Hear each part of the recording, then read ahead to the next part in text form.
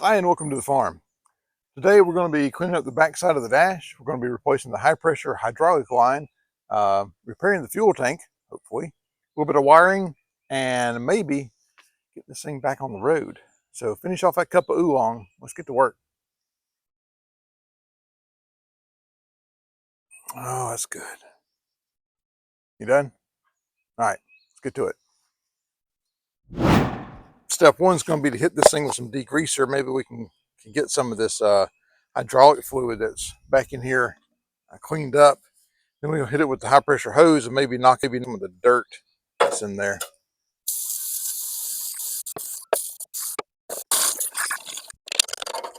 All right, I think we need to go ahead and take that hose off, or what's left of it, and so I can get in behind it. There's a lot of dirt packed back in here. You can't see it. I can barely see it.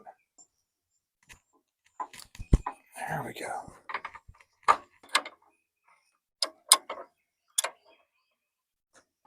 She fastened in someplace. That might be a little clip right there. I'm sure if you guys can pick it up or not, but a little bit of rain to go with our sunshine.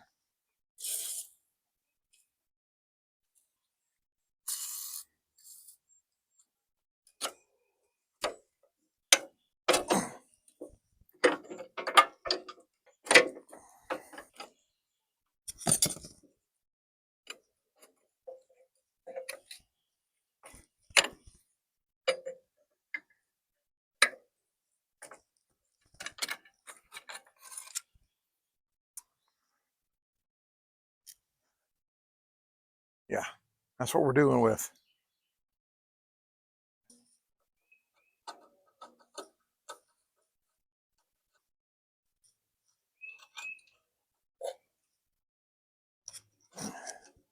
This is the busted ammeter, so it wouldn't be the end of the world if I were to bust this up a little bit more.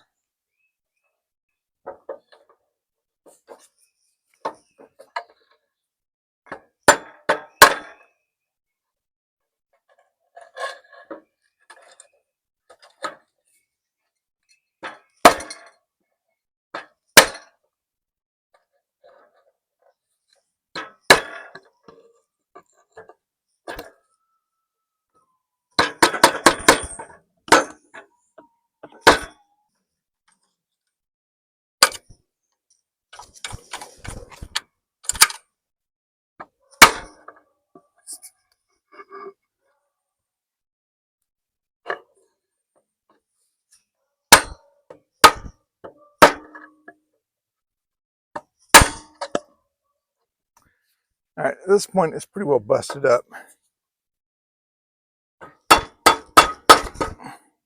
Got the waste part required.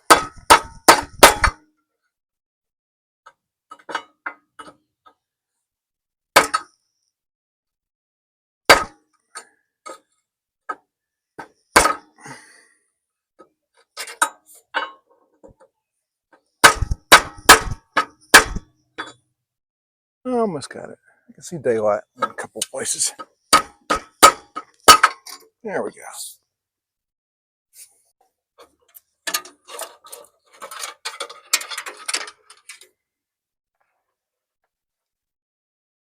See, she was already busted up there and wasn't working. Glass is broken. And I wound up caving in the backside trying to get it out because it was just rusted in there and painted in there and every other in there that could be in there. Pretty sure it's aftermarket anyway.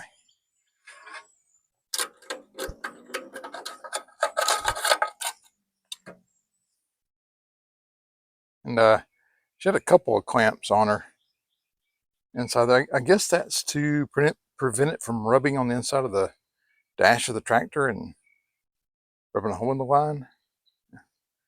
Didn't help with this bit down here though.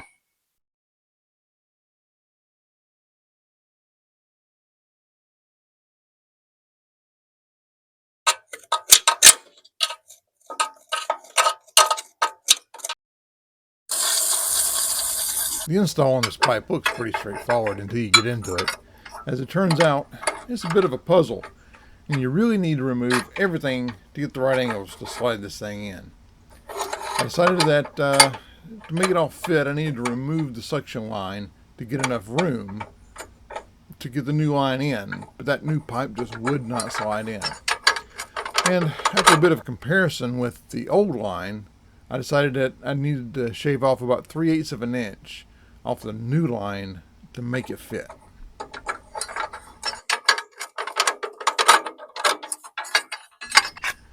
Setting the compression fitting is normally a breeze, but without the clamps holding this pipe to the body of the tractor, it wanted to move around way too much, and it's going to get the right amount of oomph on it, you know. So I had to use a quick clamp to hold it in place, and then it was just a matter of lining up the fittings and putting the squeeze on it.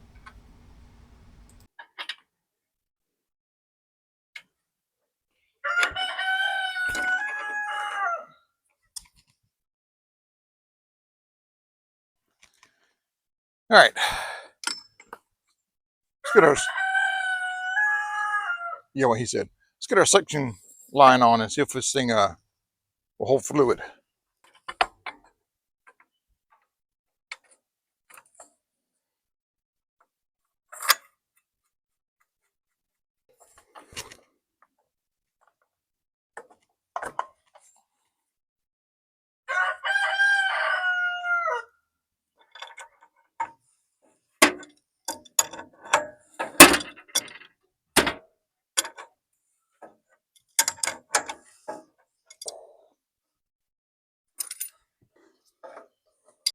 So I'm sure it's going to leak. The question is how much and from where. So let's throw a battery in, give it a little tickle and see what happens. Check for neutrality. All right. Give some gas.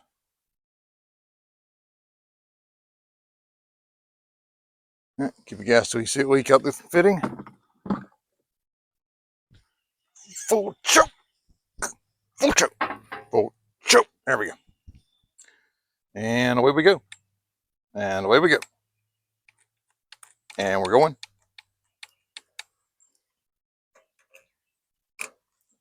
And away we go.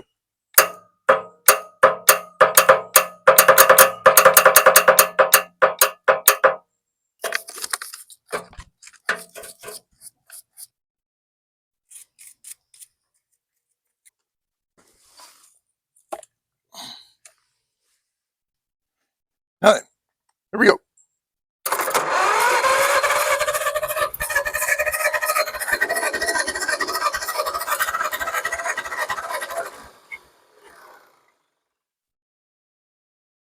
Here we go.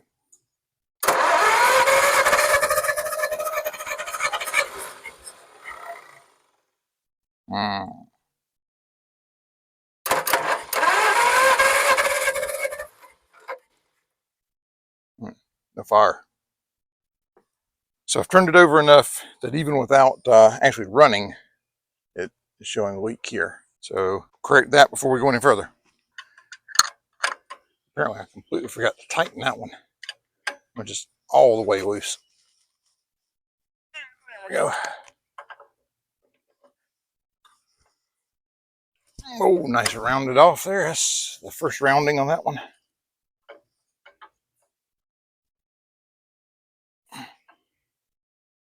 All right.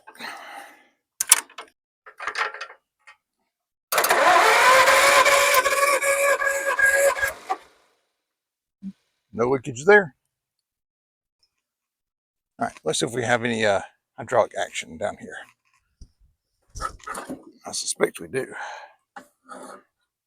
All the way up. And we give her a little tickle. Oh, yeah, yeah. So now that we know that that works, it's time to start reassembling all this mess.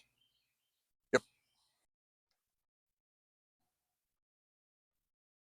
So that pulley has a lot of rust inside of it. So I'm going to see if I can take a wire wheel to that and get that out, because the belt that was there before didn't care because it wasn't very tight. I got a new belt, and that will probably just eat that belt alive.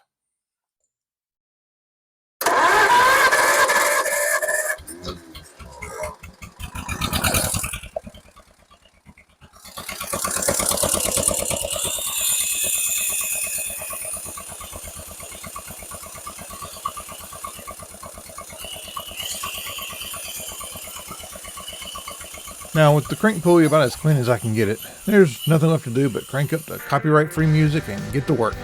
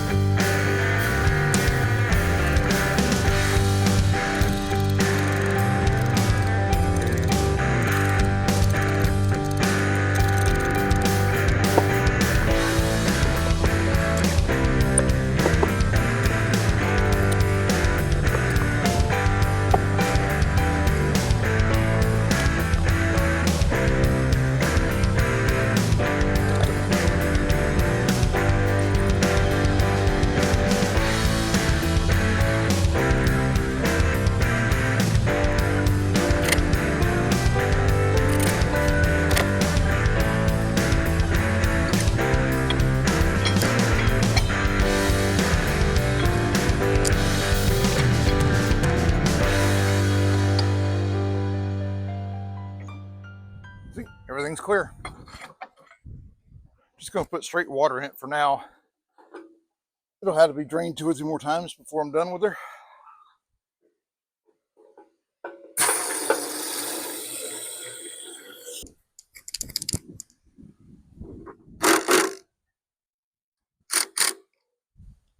It operates at atmospheric pressure. It's not a pressurized coolant system, so just got to keep the water from leaking out. I just bought a new endoscope, so I decided to send it into the tank, see what the condition is inside. First went in the filler neck tube, but the filler tube runs like 80% of the height of the tank, and I just really couldn't see anything. So I backed it out and went into the outlet. And here you can see a pretty good shot of that filler tube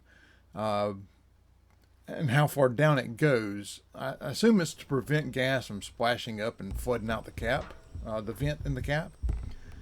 And you're looking at it from the bottom up, and I'm right at the bottom of the tank here. Now, this is a shot down the length of the tank, and it gives a pretty good view of the tank's condition. I think it's pretty good, but I'm still going to soak in an evapo rust, really, just to see what happens and see if I can, make it any better. All right, the next thing we need to start on is our fuel tank. I say start on it because it's going to take probably about 4 days to finish this off. I toyed with the idea of putting in some nuts, washers, things like that, and rolling it around. But with the way this input sleeve is done, the only way to get anything out of this tank that you put into it is through this little hole right here. And I experimented with some carpet tacks, some hex nuts, square nuts. They all weren't heavy enough to really pull anything off of it. So we're just going to go with straight evapo rust. Plug off this guy here on the bottom. Evapo rust in. We'll let it sit like this. We'll roll for a day. We'll roll it on its backside for a day, and just position by position over several days. Hopefully, we'll take care of that rust. And of course, the first thing is going to be to plug our outlet hole here. I've got a plug that I had to go and buy because I couldn't find any plugs around here. I know I have a few around, but Lord only knows where they are. I am going to put a little Teflon tape on it just because that stuff's expensive. I don't want to lose it. They say it's reusable, and I don't want to lose any that I don't have to lose. roll your tape on counterclockwise on right-handed threads, so that when the plug goes in clockwise, it's not trying to unroll the tape off of your threads, and that'll cause them to bunch up and actually create leaks, not seal them. And normally if this was a pipe, I'd clean that middle bit out, but it's not, so I don't care.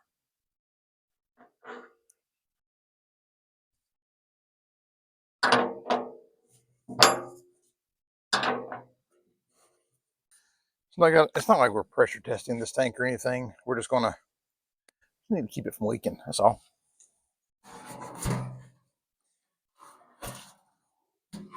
And then I'm on a little bit of a hill here. I'm gonna do this uphill, so let it go in, hopefully come back down into this bit, and I can test it by rolling it forward to make sure it doesn't leak.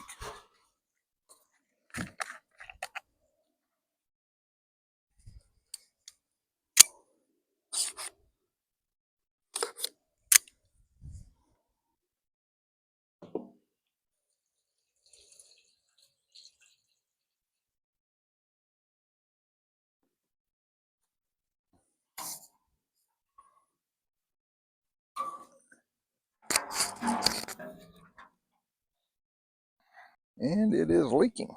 Excellent. What are you looking at? Ho, ho, ho, ho. You know, my dad did say this thing was seeping a little bit, which I found to be an odd term, but it may actually be this weld right here. And when we ran the bore scope down it, we didn't see any. Oh, man. Mike, pay attention to what you're doing, man. As I was saying, it may actually be this weld right here. When we ran the bore scope down inside, we didn't see any light anywhere in the tank, but it could have actually been a bad weld, and it could be not a straight line. It could be a passage through the weld. Make sure it's not our plug here. A little bit more oomph on it.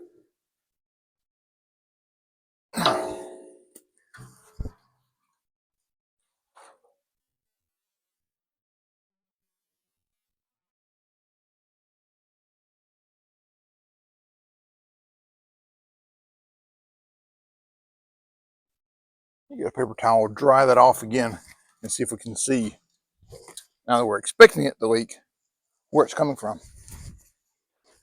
All right. Just a good wipe down so everything's nice and dry.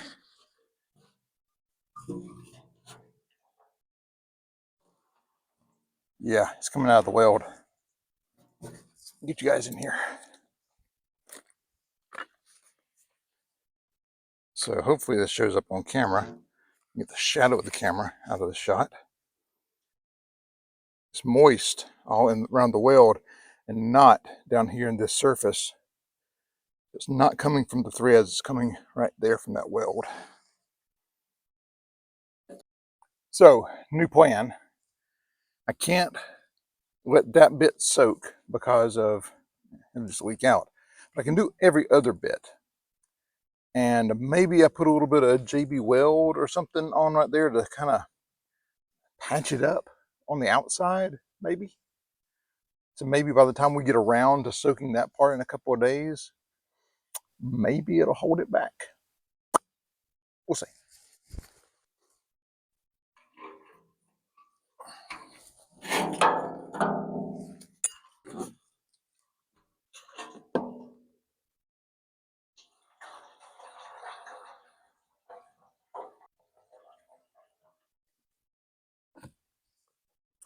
All right, so I've put about half our can in here of evaporust, and now I'm going to look for leaks in other places.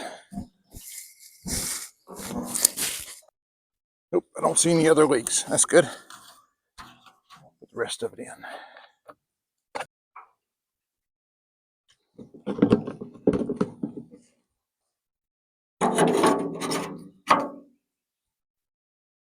Set this up against the tree and just let it sit there for a few days. Let's see. So I'm letting it sit in each position for about 24 hours. I'm letting that soak away the rust inside there. But that's about the 4th position I've had it in, and I've got I don't know, at least 4 more to go.